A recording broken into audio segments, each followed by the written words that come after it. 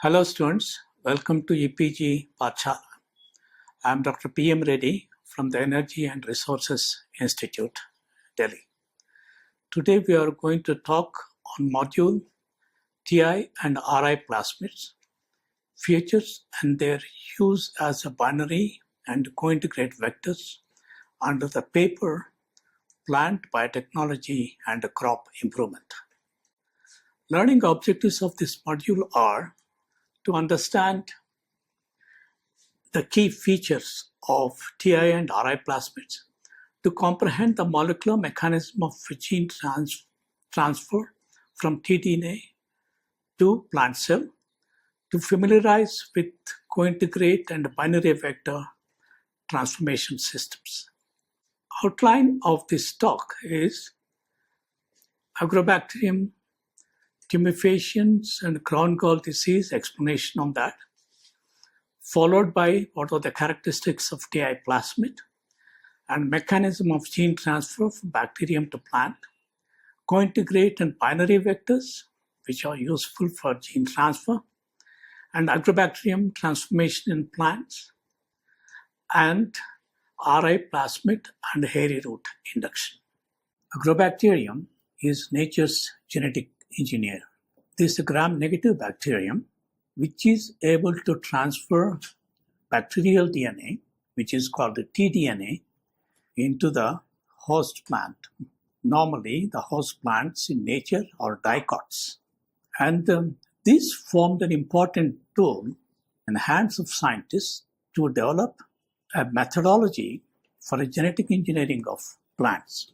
This Agrobacterium tumefaciens, after transferring tDNA, the bacterial portion of the plasmid DNA, this tDNA produces different types of hormones and creates irregular cell division leading to a cancerous growth, which are known as galls or crown gall in dicotyledonous plants.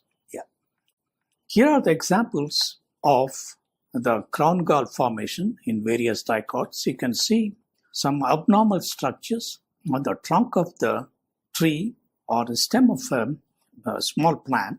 These cancerous-like growth are due to the infection by Agrobacterium tumefaciens. Agrobacterium is nature's genetic. It is called because it has special type of plasmid which is able to transfer DNA, donate DNA to plant, and that DNA is able to bring about several changes in the plant crown gall formation. The major characteristics of this plasmid, which is known as in case of Agrobacterium tumefaciens, is a Ti plasmid, Tumour Inducing Plasmid. This is a very large plasmid, about 220 kilobases, single copy plasmid. It has a tDNA, which is called a transfer DNA. It is flanked by right and left borders. These are about 25 base pair repeat sequences. And within this right and left border are several genes which are present, which are responsible for the production of enzymes leading to the production of auxins, cytokinins, and opines. Auxins and cytokines, these are growth hormones which bring about cell division and gall formation. That's why you see the gall cancer-like growth. And opine genes produce different types of compounds belong to the family opine. These compounds are utilized by the bacterium for its multiplication and growth inside the crown gall. This is the basic structure. So what we are talking about is this tDNA is very important for gene transfer, which scientists have utilized and exploited this particular plasmid and are able to transfer tDNA along with our gene of interest into various plants. While talking about transfer of tDNA from Agrobacterium to plant cell, this is mediated by tDNA transfer is mediated by Vir genes present in Ti plasmid and the chromosomal genes of Agrobacterium. These virulent genes comprise of Vir A, Vir G, Vir C, Vir D, Vir E, Vir-F, and so on, several other genes. Vir-A is membrane-bound sensor kinase. Vir-G product is transcription factor, and Vir-C is a host range, confers host range specificity. Vir-D acts as an endonuclease. And Vir-E is another important protein product, is to transfer tDNA from bacterial cell to plant cell. This is the one which forms a protein coating around single-stranded DNA, so that it's not subject to exonuclease activity. Vir-B is a transmembrane complex. Other genes, chromosomal genes involve CHVA, CHVB, and PSCA. These are all responsible for developing the complexes for attachment of bacterial cell to plant. How the infection of Agrobacterium occurs in plant cell. There are certain changes, critical steps, which include within bacteria perceive chemical signals coming out from the plants, which are mostly phenolic compounds, which are produced by plants when the plant is injured. And these phenolic compounds, when they are perceived by the bacteria, they induce a set of genes which are known as virulence genes, Vir genes, and they produce Vir gene product. And tDNA is being excised from this plasmid and transferred with the help of the products of Vir genes into the plant. Within plant, there are several changes occur. The sites for bacterial attachment and the transport of tDNA into nucleus and integration of tDNA. These are things which happen two different processes. The whole mechanism is like this, which is shown on the right side of this slide, a figure depicting the infection of bacterium and transfer of DNA into a plant. Here I would like you to concentrate on a circular structure on the right side of this picture is called a Ti plasmid, and this Ti plasmid has got a region which is flanked by left and right borders that is called tDNA. This tDNA is the one which is being transferred. What is the mechanism of transfer? This plasmid also has virulence genes, Vir genes like B, G, O, D, E, F, and so on. These virulence genes help this tDNA transfer to the plant. Among these virulence genes or gene products, Vir-A and Vir-G are constitutively produced. Vir-A is the one which senses signals coming from plant, phenolic signals, and when the signals are perceived by Vir-A, it gets phosphorylated, and upon phosphorylation, this one phosphorylates Vir-G gene, Vir-G protein, which is a transcriptional activator. This Vir-G is the one which activates all different types of Vir genes to produce Vir gene products. Among this, most importantly is Vir-D, Vir-E, Vir-F, and Vir-B. These are the critical ones. There are many more, but for our discussion, I'm highlighting this. Vir-D is the one, is a nucleus, endonuclease, which makes cuts at flanking regions, right and left borders, a single-stranded cut. And a single strand of DNA is released from that portion of tDNA segment. That's as soon as that is being released, this Vir-D2 is still bound to this tDNA at the 5' end by phosphate bond. This one is transported along with this. Vir-D2 acts as a guide sequence, guide protein. Transport this tDNA to the plant cell through a channel complex which is formed by Vir-B gene products. This Vir-D2 and the tDNA are transferred through this from bacterial cells into plant cell. At the same time, other Vir products like Vir-E, Vir-F, which are generated in the bacterial cell, Vir-E protein products are transferred to plant cell, and Vir-F is the one which helps transfer DNA to pass through this channel, Virbi channel. Transfer DNA, as soon as it enters plant cell, it needs to be protected by exonucleases.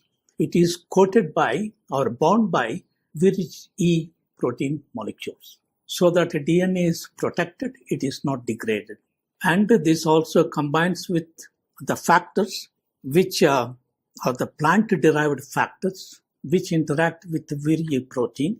And the Vir-E protein as well as the Vir-D protein have got a nuclear localizing sequences which target this, help this tDNA to be targeted to nucleus of the plant through nuclear pores, channels. And once it enters inside the nucleus of the plant, the tDNA gets integrated randomly into plant chromosome, and it is replicated as a part of plant DNA. This is the mechanism of infection of Agrobacterium and the transfer of tDNA from Ti plasmid, which is in the bacterium, to the plant and integration into the DNA. Here this picture shows greater details of tDNA transfer from bacterium to plant cell. And this picture virtually contains what are the details which are explained in the previous slide, but with the greater details where this attachment sites is shown. These attachment protein molecules produced by bacterium are coded by the genes which are from the chromosome of the bacterium, CHV, B, etc. And also depicted in this picture, the plant interacting proteins inside the plant cell with Vir-E2 gene products, which code tDNA. These are all the extra details present in this particular. Based on these characteristics of Ti plasmid, since it's a very large plasmid, it is very difficult to manipulate. There are no appropriate restriction sites to insert the gene of interest, and it becomes, and the large plasmids tend to break frequently, so difficult to handle them and also to transform them into the bacterium. So what is done is, in Ti plasmid, the plasmid is disarmed in the sense the genes coding for the gene products for the production of auxin, cytokinins, opines present in the tDNA portion flanked by left and right border. All those genes are removed by genetic engineering. They are replaced by the sequences of PBR322 vector as well as a marker gene, in this case ampicillin gene, what is shown in this picture. So this particular disarmed vector is transferred back into Agrobacterium tumefaciens. There's another vector which is constructed in vitro. This is much smaller vector, easy to handle, where a gene of interest with a promoter and terminator can be inserted into this gene. There are techniques available how to insert this foreign DNA of your gene of interest into this smaller vector. This smaller vector also contains marker gene, the ampicillin resistant gene, as well as PBR322 vector sequences. So this smaller vector, after construction, that is after transferring a foreign gene into this is being transformed into agrobacterial cells. In the agrobacterial cells, this gene of interest, as well as it is transferred to this disarmed Ti plasmid, that's a helper plasmid, by a homologous recombination process, because it has similar sequence, vector sequences, and also the sequence of marker genes. So these sequences align and the homologous recombination occurs, and all these vector sequences along with the foreign DNA are transferred to helper plasmid in between the flanking right and left borders. That's the tDNA. So this tDNA now has, disarmed tDNA has the gene of interest. This tDNA can be excised, is excised from this plasmid and is transferred to this tDNA is transferred to bacterium, and this is called a co-integration vector because this is formed due to integration of an intermediate vector with the disarmed Ti vector, and this co-integration of these two vectors forms a co-integrate vector. This co-integrate vector, tDNA portion, is now can be transferred, which has a gene of interest, to the plant through a process, a mechanism, which I described just now in the previous slides. Another type of Ti plasmid-based vectors is a binary vector.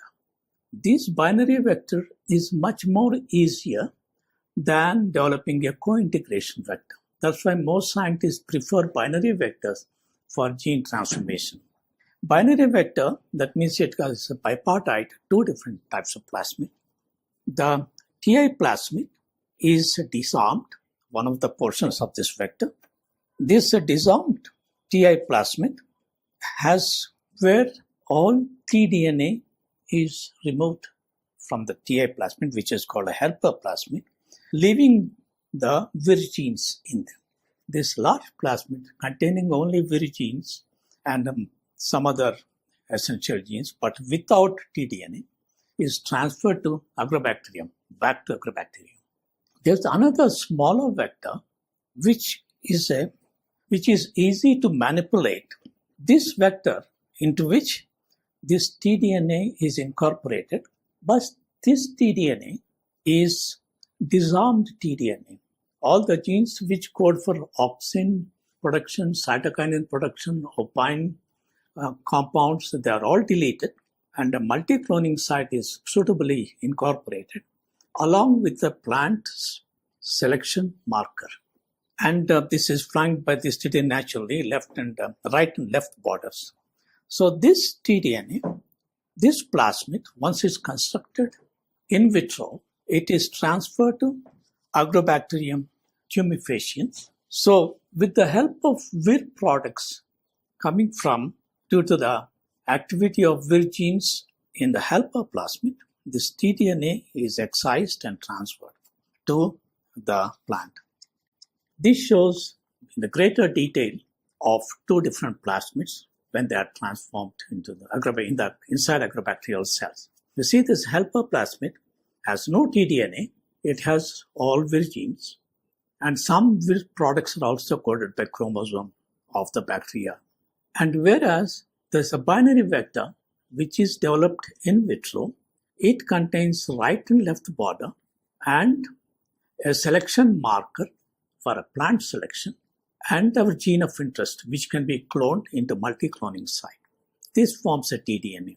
So when these two plasmids are present inside the Agrobacterium, Vir gene products coded by the helper plasmid, they are the ones which are able to, like a D2 is able to cut, Vir D is able to cut tDNA, single-stranded DNA with the help of other genes is being transported to plant cell, where it gets incorporated. That's how a gene of interest can be transferred from the bacterial cell to the plant cell. So this is a very powerful tool to transfer the genes, several genes through bacteria to transform plants, to develop plants with the various different traits. The advantage of this binary vector is this vector being a smaller vector with a multi-cloning site and a selection marker for a plant selection, easy to manipulate. And the small size is due to absence of the Vir genes from the backbone of the plasmid. Vir products are supplied in trans. This slide gives a pictorial outlook of Agrobacterium-mediated transformation in plants. It gives an overview of this, how the gene is transferred from bacterium to plant, how the plants are developed. Here, the first step is the agrobacterial cell containing either co-integration vector or a binary vector is this culture is mixed with callus cells of plants, plant calli, and allowed to grow together, co-cultivation which is called, and these bacteria are allowed to infect plant cell for about 48 to 72 hours. After 72 hours, the plant calli are taken out and washed thoroughly with the sterile distilled water, then medium, and the plant cells are transferred to callus medium containing antibiotic like agromycin and kanamycin to select only those cells which received Ti plasmid to multiply and grow. The tDNA of the plasmid, which contains a gene, is a selectable marker which confers resistance to the plants to allow them to grow on the petri dish in a culture. Once these cells are allowed to proliferate, later these calli are subjected to regeneration and regenerated plants are transferred to pots, then taken to greenhouse for multiplication. And this is very easy to develop transgenic crops through agrobacterium-mediated transformation. In dicots, it's very easy. For monocots, it is slightly difficult in the sense they are not very amenable. What's the difference is, dicots produce phenolic compounds which can activate virogenes of the agrobacterium to help transfer tDNA to the dicot cells. In case of monocots, inducing phenolics are not produced so well. So we need to give the phenolics from outside like acetoquinone. It's mixed with the bacterial culture for the induction of virogenes, and this bacterial culture mixed with the calli, in this case is rice calli.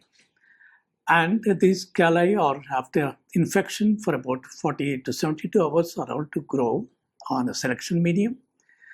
And the proliferated cells are subject to regeneration, and the regenerated plants are transferred to hardening and finally to greenhouse for multiplication. The other type of agrobacterium, which belong to the same family, Rhizobiaceae, is Agrobacterium rhizogenis.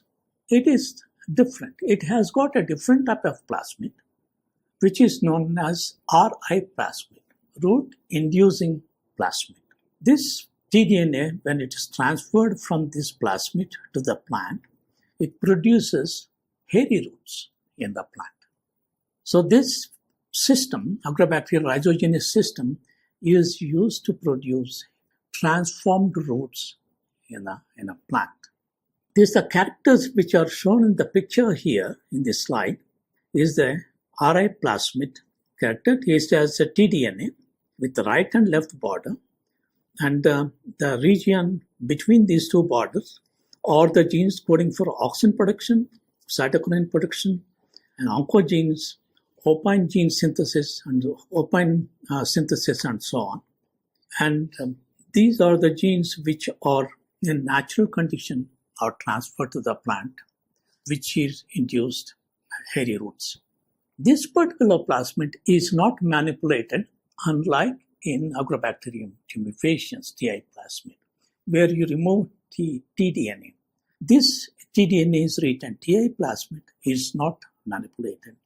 But there is a binary vector developed outside this bacterium, which is much smaller. As I have already described this binary vector, it has the right and left tDNA, disarmed tDNA, where a gene of interest can be cloned with a plant selection marker.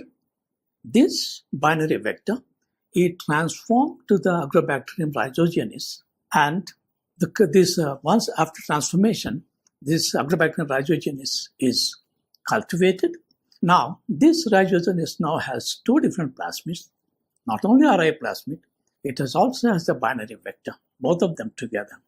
The Vir gene products supplied by the Ri plasmid are able to excise tDNA both from Ri plasmid as well as from binary vector tDNA, which has its gene of interest. Both the tDNAs are transferred to plant cell with a mechanism as I mentioned earlier, and both tDNAs get integrated into plant genome. The tDNA from Ri plasmid induces hairy roots because it has genes for cytokinin production, auxin production, oncogenes, as well as open synthesis for the using by the Agrobacterium rhizogenes. And the Ti plasmid from binary vector contains a gene of interest as well as plant selection marker. It can be one marker, antibiotic resistant marker, or it can be an antibiotic resistant marker as well as a fluorescent marker, just to visualize or select the transformant roots. So when both the tDNAs are transferred, the tDNA from Ri plasmid induces hairy root formation. tDNA from binary vector gives the trait of the gene of interest produced by the gene of interest, the plant. There are few examples of induction and establishment of hairy roots are described in the following 2-3 slides. This particular slide explains hairy root formation from Solanum Trilobatum. It's a very simple procedure. In this, an explant is taken, a leaf, and the leaf petiole is immersed into a culture into Agrobacterium rhizogenes containing both Ri plasmid and a binary vector, and left it for a day or two, and it is allowed to form due to the transfer of tDNA from Ri plasmid.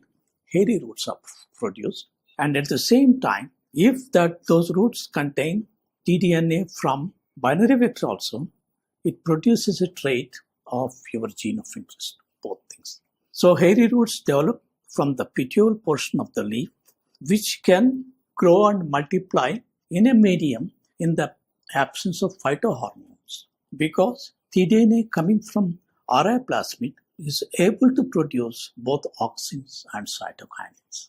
So these hairy roots formed can be cultured in the absence of phytohormones in the medium.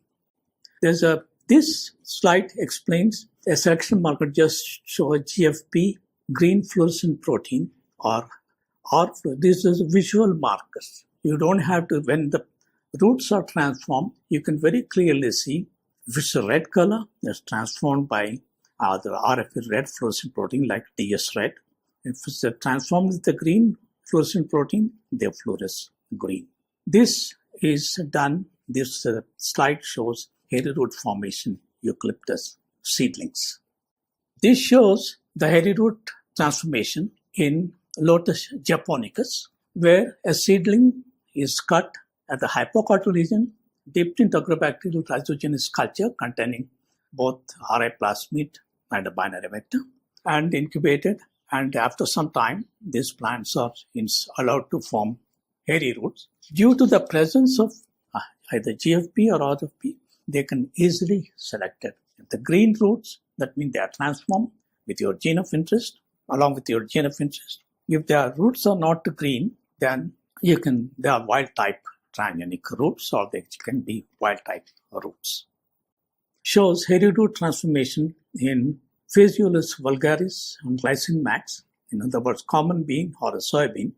This is done with a small seedling again. Seedling is excised at the cotyledonine node and infected with the Agrobacterium rhizogenes. And after infection on the petri dish or in the soil, they are allowed to grow and to form hairy roots. And since this slide shows the selection marker here is a GUS gene. A gene upon supply of X-gluc produces a green product, glucuronidase. So you can see the blue roots. That means that these are the roots which are formed due to transformation. Advantages of hairy roots. Hairy root system is genetically and biosyntectically stable system. In this system, only the hairy roots are transformed by tDNA, whereas the shoot portion of the plant is not transformed. It's a wild type. is called a composite plant. And these hairy roots can be grown in medium containing no phytohormones and used for the production of secondary metabolites. That's how, if your gene of interest is able to produce secondary metabolites, they can be produced in the culture medium. So students, let's now summarize what you have learned in this module. Today, we try to understand features of Ti and Ri plasmids and their use as binary and co-integrate vectors for genetic transformation of plants. Our discussion was mainly focused on Agrobacterium, tumefaciens, and crown gall disease, and characteristics of Ti and Ri plasmids, and mechanism of tDNA and gene transfer from Agrobacterium plant cell, development of Ti plasmid-based binary and co-integrate vectors, Agrobacterium-mediated plant and hairy root transformation. Thank you.